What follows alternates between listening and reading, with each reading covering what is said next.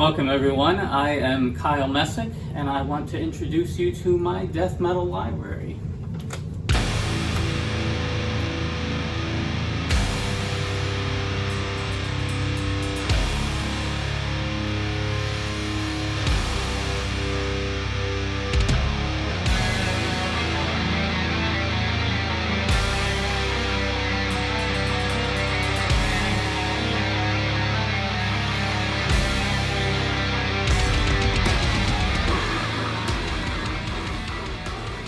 So this is my library. It's a very condensed space right now, but hopefully I'll have more space in the future.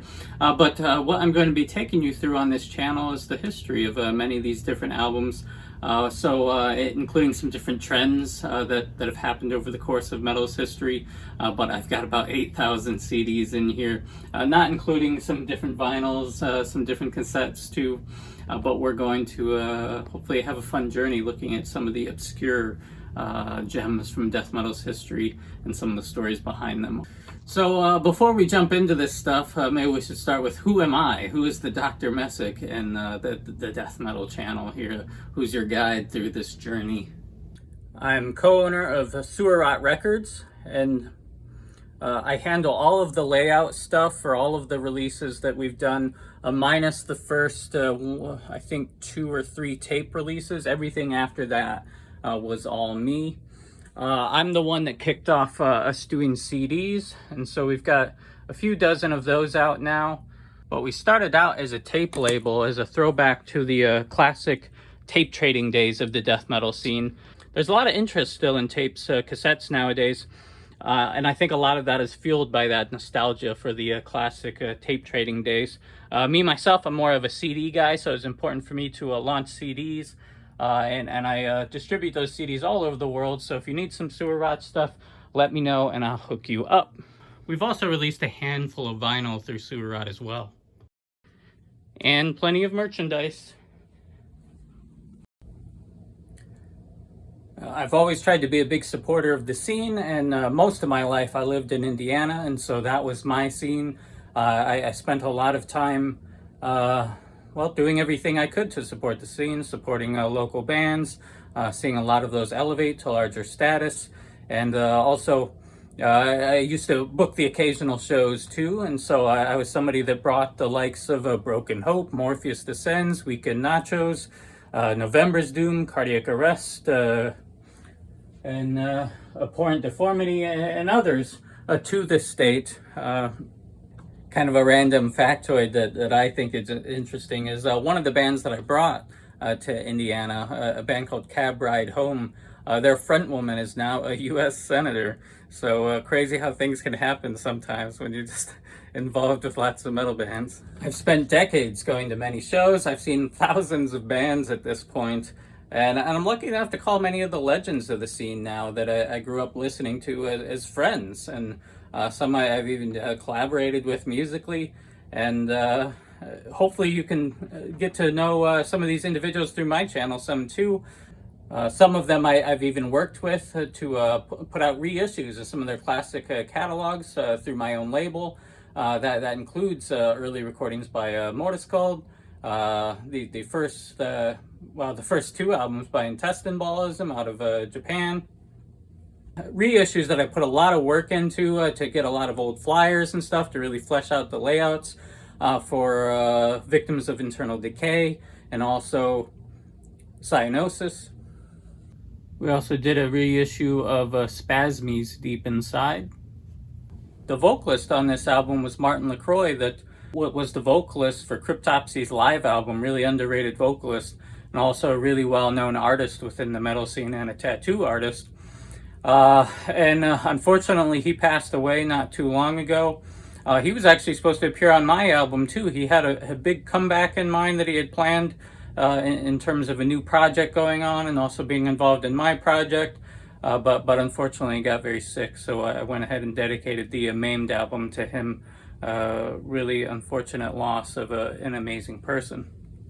Another one of the ways that I was actively engaged with the scene, and still am, but to a lesser extent, is through the creation of art.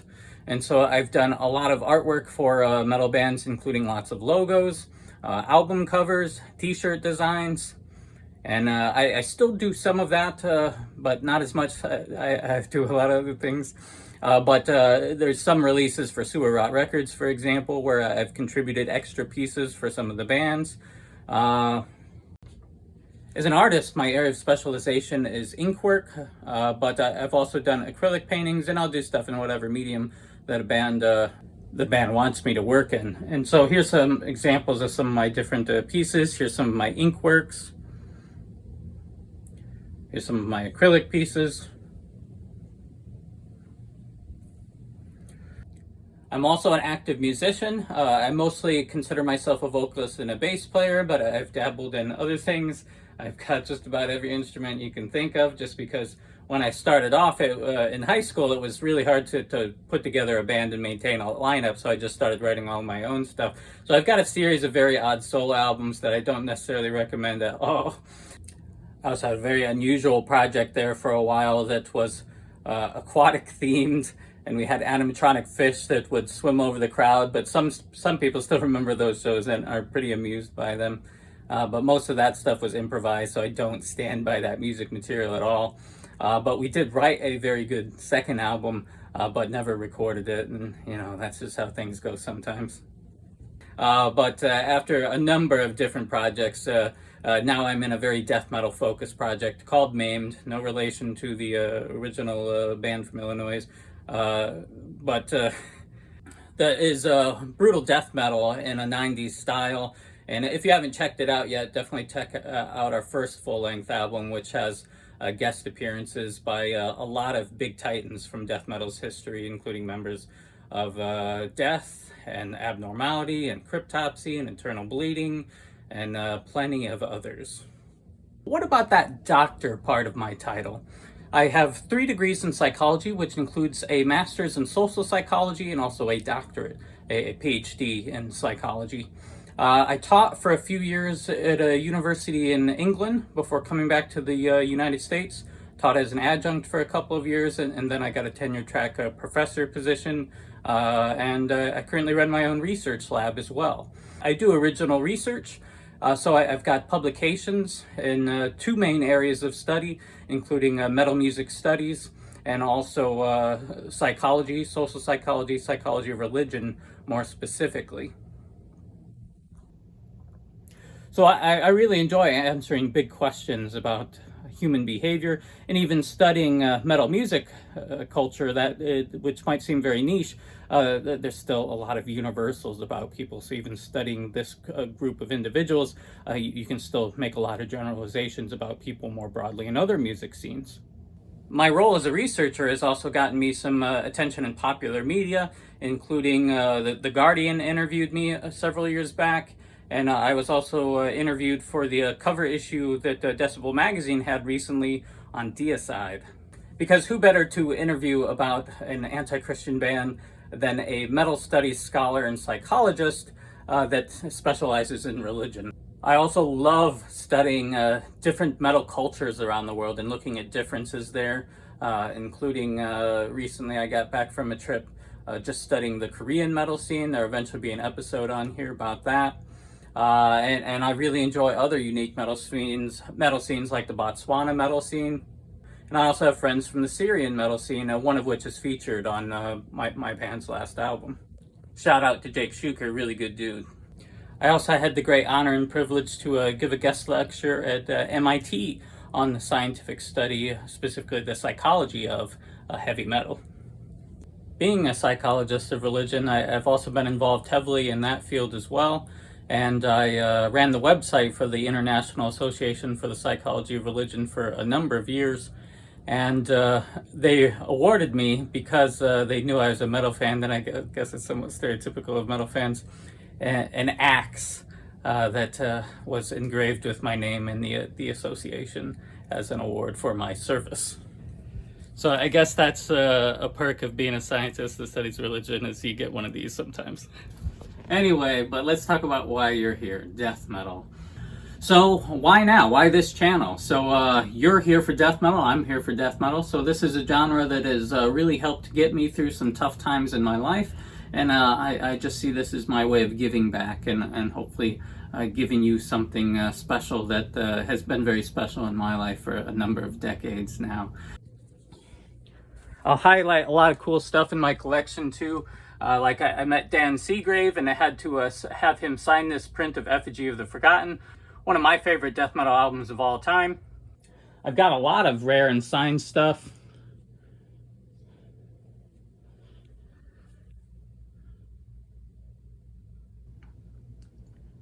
Real stuff, not bootlegs.